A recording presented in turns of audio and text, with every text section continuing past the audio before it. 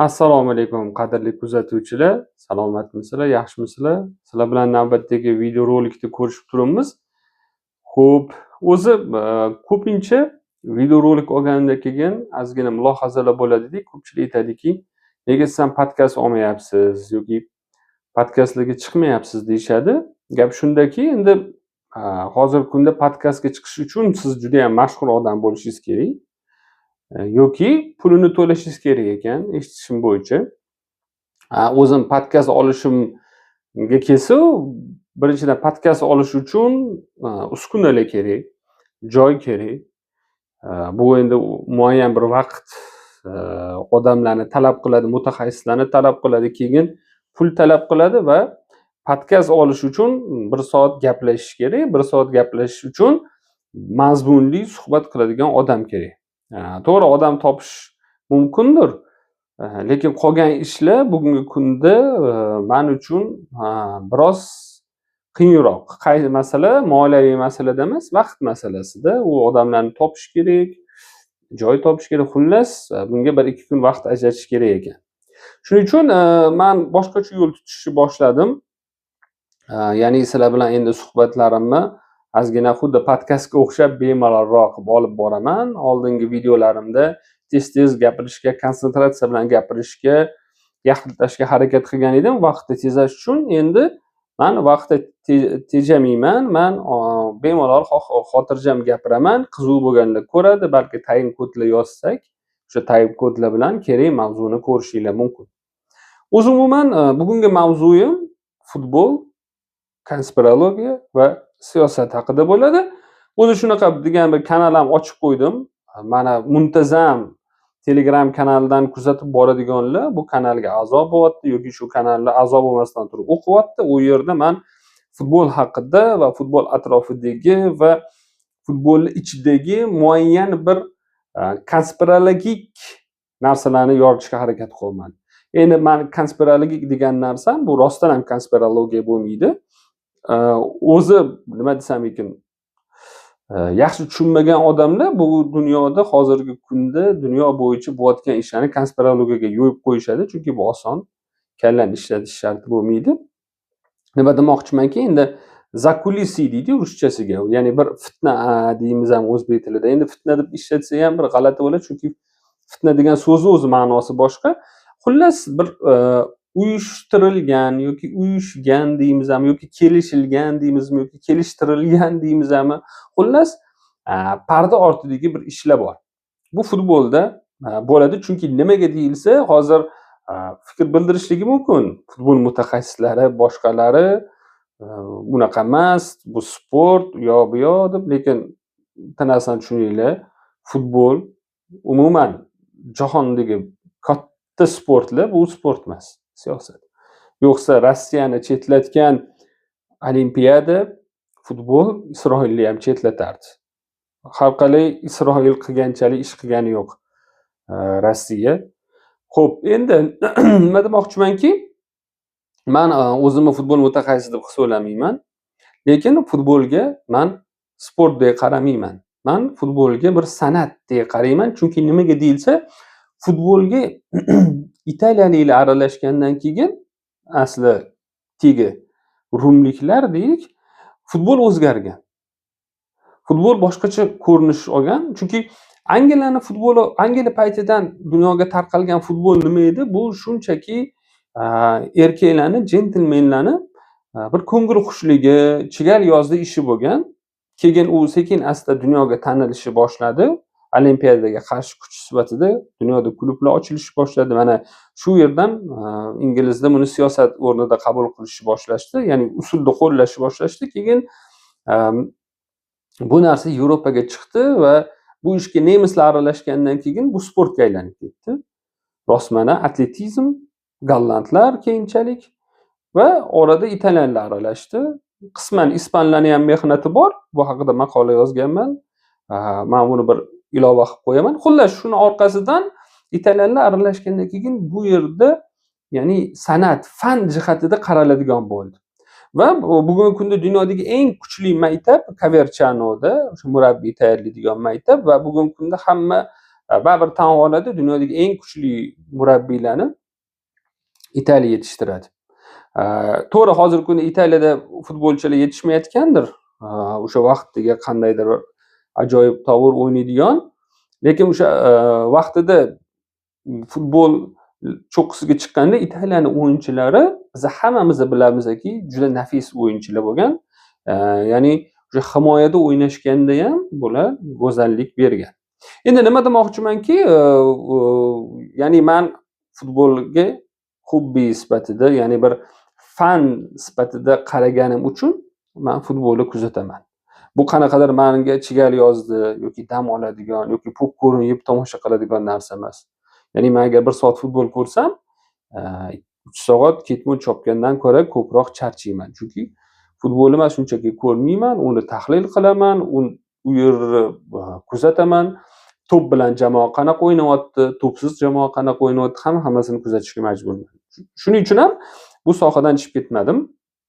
Endi boya yana qaytadigan bo'lsak, futbol juda ham katta pul tikilgan futbolda, juda ham katta narsalar o'rtaga tikilgan va totalizator degan narsa bor, ablah. Mana shu narsalarning hisobiga futbol shunaqa darajaga chiqdiki, u yerda o'tkaziladigan katta musobaqalarni shunchaki murabbiyga ishonib topshirib bo'lmaydi. Futbolchilarga-ku umuman.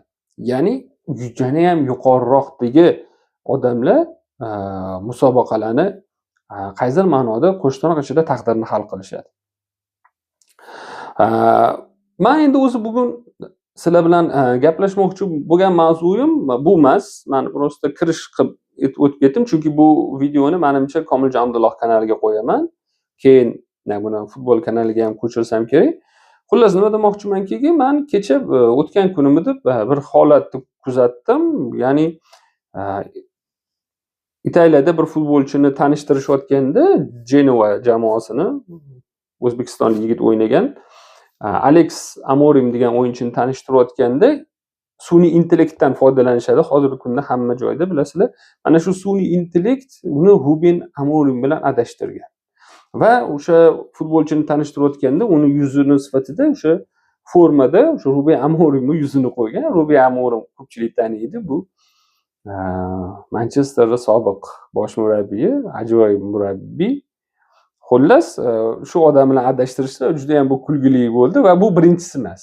Bu undan oldin bir Sulaymani degan futbolchini adashtirishgan edi. Ikkalovi qora tanli, ikkita Sulaymani, hozir ismlari esimda yo'q. Xullas, o'shalarni ham adashtirishdi. Ya'ni buni ham sun'iy intellekt qildi va men o'shanda aytdimki, janoblar sun'iy intellektga ko'p ham ishonmanglar dedim. Chunki sun'iy intellekt xohlaysizmi yo'qmi, baribir algoritmlar bo'yicha ishlaydi. To'g'ri, hozirgi kunda ayrim aytishliklar, juda ham kuchli programmistlar, kuchli demaylik, keling mutassib deylik, o'ta ketgan, berilib ketganlar aytayaptiki, sun'iy intellekt qachondir tafakkur qilishga erishadi deyishyapti. Lekin bunaqa bo'lmaydi hech qachon. Chunki inson yaratuvchi emas. Inson yaratuvchi emas. Sun'iy intellekt bo'lsa, bu inson qo'lidan mahsuloti. Ya'ni inson ijodi mahsuloti. Shuning uchun u baribir xohlaysizmi yo'qmi algoritmlar bilan ishlaydi. Undan keyin yana bir holat bo'ldi. Ko'pchilik futbolni kuzatadiganlar biladi. Inter jamoasi bilan Milanning Juventus Turinning jamoasi o'ynadi. Xullas, bahsli holat bo'ldi. U yerda sudya, hakam noto'g'ri qaror qabul qildi. Sariq kartochka ketdi, keyin qizil kartochka. Shu bilan bitta jamoa bitta kam o'yinchi bo'lib qoldi. Mana shu hozir mana 3-kun, 4-kun muhokamada davom etyapti va men nima demoqchimanki, shu narsani, bitta narsani kuzatib amin bo'ldimki, bu narsani men bundan 10 yil oldin ham gapirgan edim. Ya'ni darvozani ortiga yordamchi hakamlarni qo'yishganda qiziq holatga guvoh bo'lganman. Ya'ni sudyalarning xato qilish koeffitsiyenti oshgan.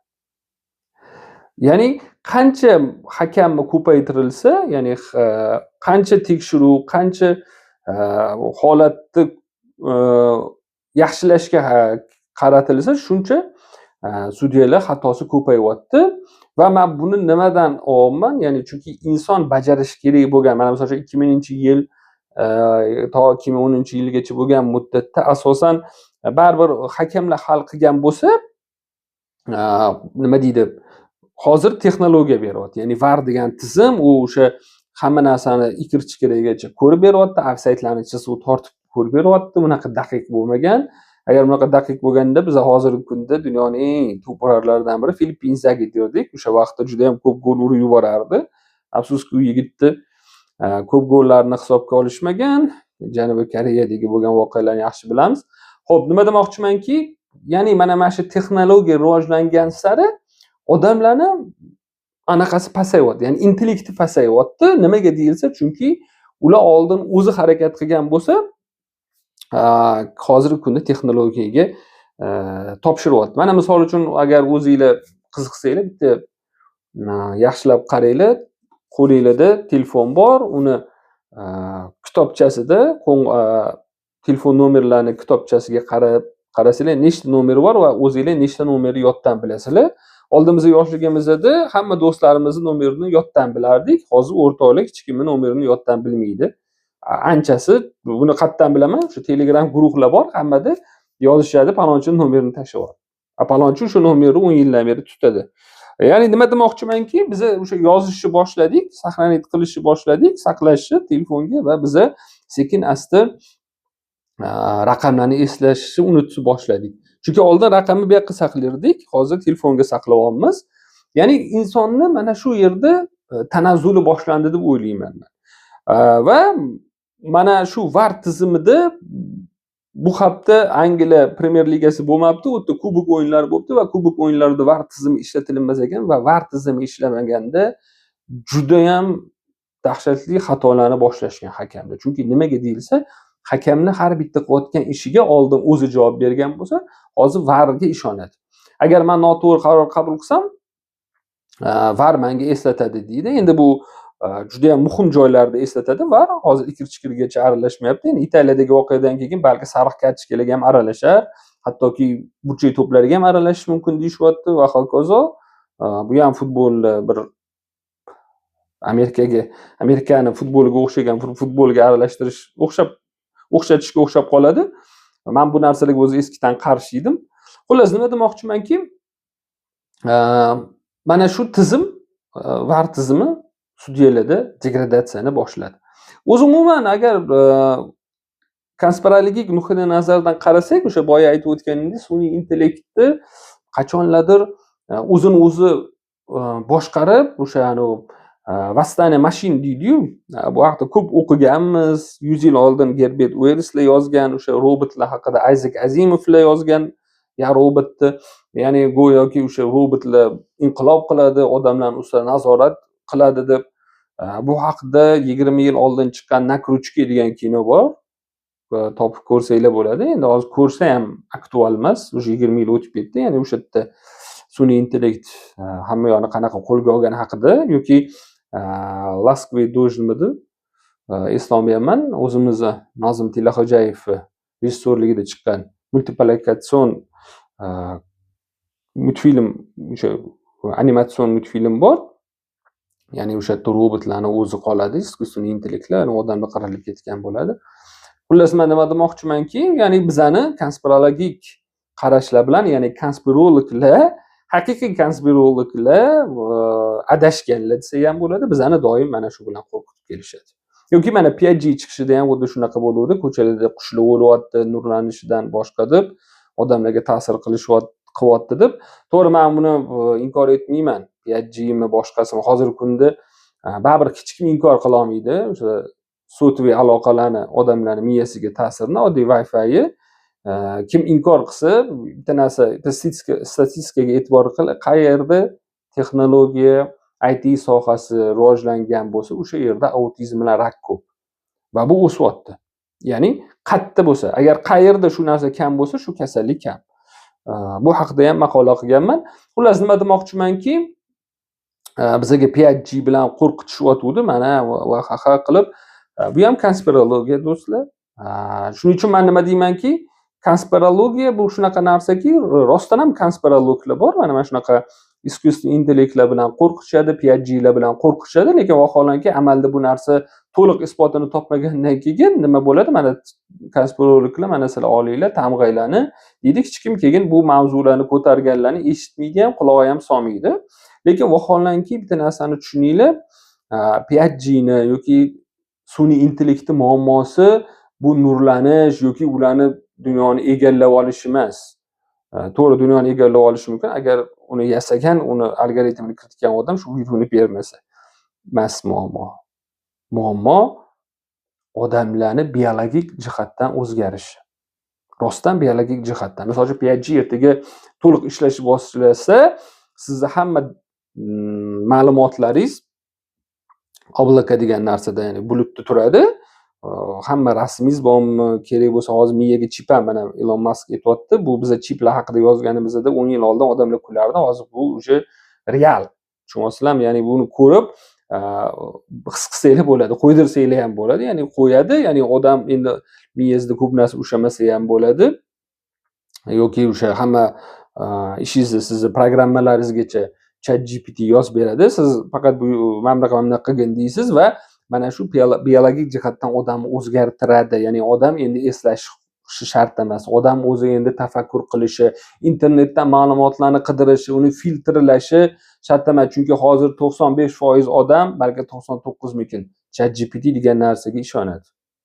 Facebookda ham bitta savol qo'ying, sразу ChatGPTdan yozishyapti. Mana oktyabr oyidamidi O'zbekistondagi og'ir ekologik sharoitda yomg'ir bo'lmagani uchun odamlar vahima qildi va ChatGPT nima desa shuni yozaverishdi. Mana shunaqa qilish kerak deb o'zligi bir o'ylab ham ko'rishmadi. Vaholanki mana dekabr, yanvar yaxshilab yomg'ir yog'uvdi. Hozir Toshkentda havosi juda ham zo'r, tog'larimiz ko'rinyapti. Xullas, nima demoqchimanki, inson sekin asta o'zini harakatlarini, o'zini mas'uliyatini mashinalarga topshiryapti. EVM degan mashinalarga. O'zi bitta qiziq kino bor, yoshroq bizani tengilar yoki bizdan kattalar ko'rgan bo'lishi mumkin. Panklaksani sarguzashtlari degan o'sha kinoni ko'ringlar. Ana o'sha yerda EVM deydi, ya'ni elektr hisoblash mashinalari bilan odamlarni kurashini ko'rsatgan va o'sha yerda ular taklif qiladiki, bo'ldi, yozuv-chizuv siyohda yozishni to'xtatinglar, endi kompyuterlashtiringlar, sifrovoy qilinglar, yozishlarni, saqlashlarni deydi, lekin Panklaksi u siyohlarni topib keladi, chunki siyohlar tugagan bo'ladi, bekitib qo'yilgan bo'larmidi, esimda yo'q. Xullas, shu yerda bir ajoyib shuni ko'rsatgan, bir 80-yillarning filmi bo'lishi kerak.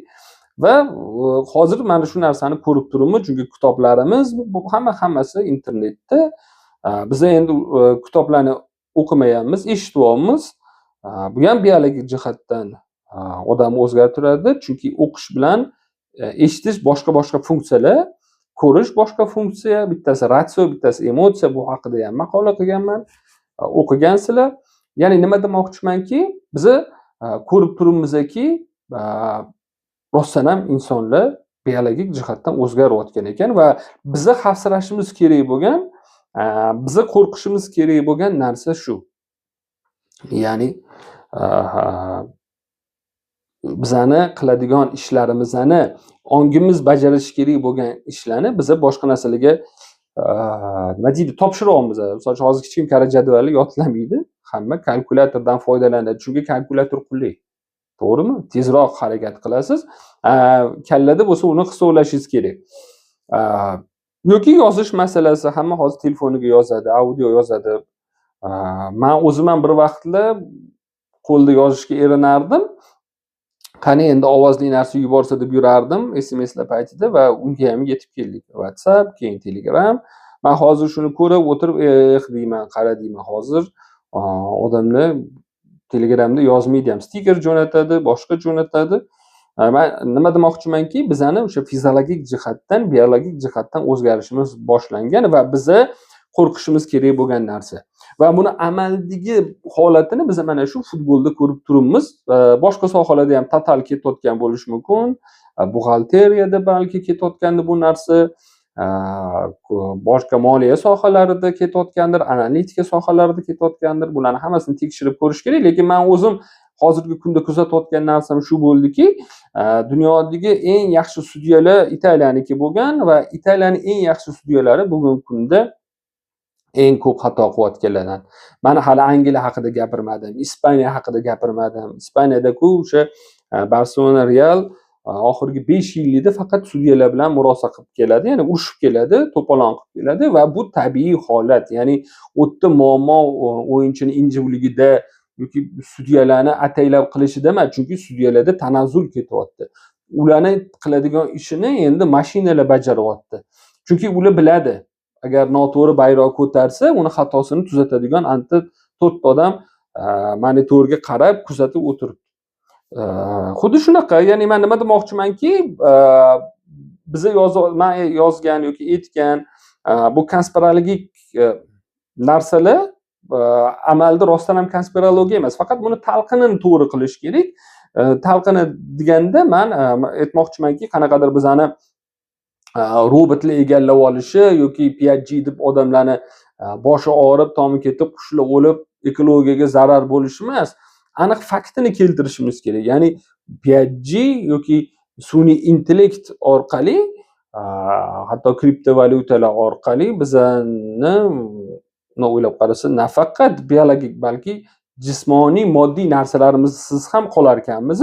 Qiziq tomoni, ya'ni aytmoqchimanki, o'ylab ko'rish kerak vaziyatni, nimadir qilib bunga yechim berish kerak. Balki haqiqatda o'sha muayyan bir jabhalarda rostdan ham ruchka, qalam, qog'oz ishlatish kerakdir. Muayyan bir jabhalarda biz yodlab olishimiz kerakdir. Muayyan bir jabhalarda internetda o'zimiz qidirib, titkilab, analiz qilib ma'lumotlarni topishimiz kerak. Chunki bizga hech kim nima deydi, kafolat bermaydi ChatGPT aldayotganiga. Chunki ChatGPT boya aytganimdek, unga yozayotgan, unga algoritmni kiritayotgan odamlarni yoki o'sha buyruq berayotganlarni fikrini bizga aytadi.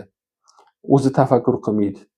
Agar kimlardir bordir IT sohasida, o'zi men muayyan bir ITchilarni, mukkasidan ketganlarni sektant deyman, xafa bo'lmaysizlar. Men IT tanishlarim juda ham ko'p, lekin bu narsa rost. Sektantlarga o'xshab agar uni o'zi tafakkur qiladi, o'zi to'g'ri ma'lumot beradi deyotgan bo'lsa, bu nima deydi? Qanaqa tushuntirsam ekan? Zablуждение deydi ruschasiga, ya'ni bu adashuv, bu o'zini o'zi aldash, bu toyilish. Xuddi o'sha go'yoki qo'shtaroq ichidagi qadimgi Yunon faylasuflari kabi inson aqli bilan, ongi bilan haqni topadi deganga o'xshaydi-da. Aslida biz bilamizki, haq, ya'ni to'g'ri yo'l, hidoyat yuqoridan, Robdan beriladi. Bugun sizlar bilan gaplashmoqchi bo'lgan mavzuyimiz shu. Kelgusida yana konspirologiya, siyosat va futbol san'ati haqida videolar, maqolalar qilishga harakat qilamiz. Robbim bizlarni to'g'ri yo'lga boshlasin va qaytib bu yo'ldan adashtirmasin. Salomat bo'lasizlar.